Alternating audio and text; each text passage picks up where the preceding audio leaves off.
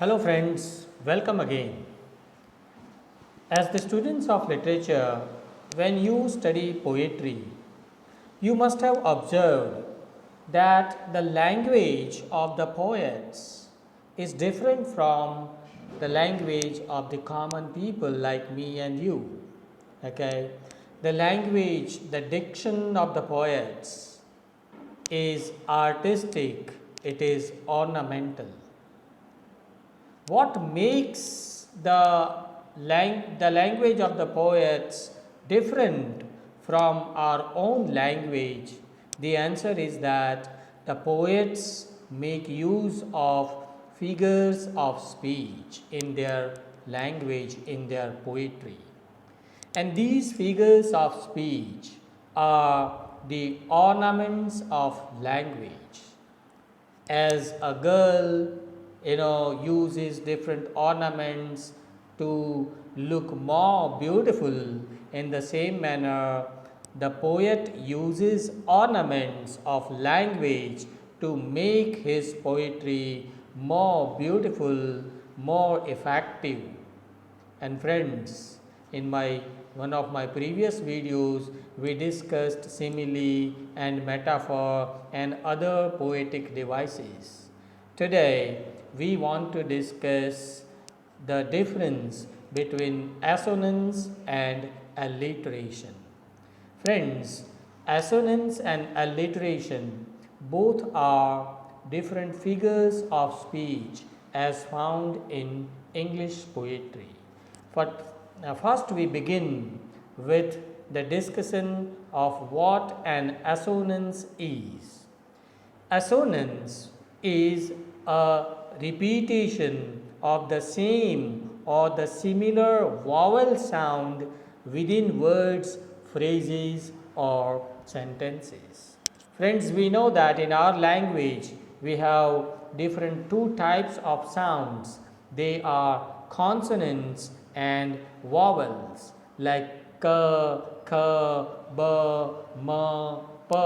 These are consonants, but a, u, these are vowels. Okay. Now, what is an assonance? An assonance is a kind of figure of speech used by the poets in which the same vowel is repeated more than twice or thrice in one single line or in one single stanza. Okay. The word assonance actually comes from the Latin word assonare, assonare, assonare. In assonare in Latin language means to answer with the same sound. So assonance is a figure of speech which is related to phonetics, right? To the speaking of the sounds. Let's take one example of an assonance. When I say, she seems to beam rays of sunshine with her eyes of green. Here you mark the words seems, seems, seems, then the word beam and the word green. So in these three words, seam, beam and green, here the long E vowel, long E is repeated 3 times in this single statement. So you can say that the poet has used assonance. Let's take some examples from literature. Edgar Allan Poe, he has written this line, hear the mellow wedding bells, right? Hear the mellow wedding bells. Here the sound, the vowel A is repeated 3 times. Mellow, okay, wedding and bells. So the sound, the vowel A is repeated 3 times in this single statement. So it is the example of assonance. Let's take another example. I lie down by the side of my bride, fleet feet sweep by sleeping geese. In the first line, I, the word I, the word by, the word my. the word side. These are, the words in which the similar vowel I is repeated. In the similar manner, fleet, feet, sweep, sleep, grease. The long E is repeated here. Let's take another example written by Pink Floyd. Hear the lark and hearken to the barking of the dark fox gone to the ground. So, lark, hearken, barking, and dark, in which long R, the sound vowel long R, is repeated 3-4 times. Okay, let's take another example. It's hot and it's monotonous, in which the vowel O is repeated 3 times. Another example from Dadwood, if I speak this example, if I bleat when I speak, it's because I just got fleeced. So here also the words bleat, speak, and fleeced, in which long E is repeated 3 times, right? So, 1 minute, friends. Okay, now let's come to the discussion of alliteration. What is an alliteration? Friends, alliteration is just opposite to assonance. Alliteration and assonance both are concerned with the sounds. Okay, in assonance we just now discussed the same vowel is repeated in a sentence, but in alliteration, just in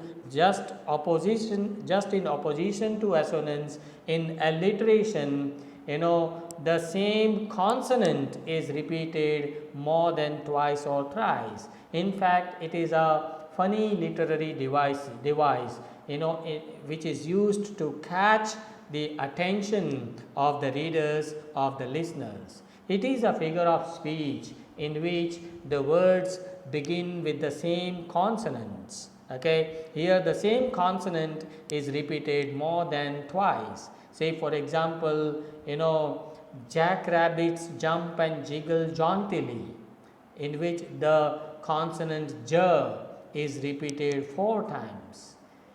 Another example, kings kid capped kicking like crazy, in which the consonant K is repeated. Larry's lizard likes lounging in the sun. Here L, the consonant L is repeated. But let's take some examples from literature. Emily Dickinson has written these lines: the soul selects her own society, then shuts the door. Thus, the consonant S is repeated more than 4 times. In the same manner, let's take another example from The Raven, written by Edgar Allan Poe. Here, the writer writes, doubting, dreaming dreams no mortal ever dared to dream before. The consonant D is repeated here. In the same manner, Rhyme of Ancient Mariner, a popular poetry written by Samuel Taylor Coleridge.